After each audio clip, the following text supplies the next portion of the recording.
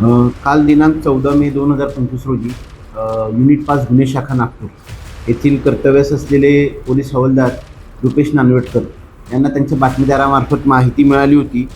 त्यावरून आरोपी हरमेश सिंग उर्फ बब्बू दर्शन सिंग गुरम वय 47 वर्ष याचे राहते घरी प्लॉट नंबर 259 समाजभूषण हाऊसिंग सोसायटी बाबा दीपसिंग नगर कपिलनगर येथे छापा कारवाई करून आरोपीच्या घरातून एकूण 2 किलो 469 ग्रॅम अफीम, 2 वजन काटे, 2 मोबाईल, रोख रक्कम 96,700 रुपये असा एकूण 6,18,550 रुपयाचा मुद्देमाल जप्त करण्यात आलेला आहे.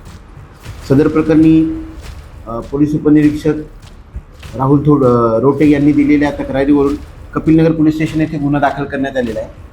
प्रथमदर्शनी आरोपीने सदरचा मुद्देमाल हा झारखंड येथून आणल्यास त्याचे सांगितलेलं आहे. त्याबाबत अधिक तपास करत आहोत.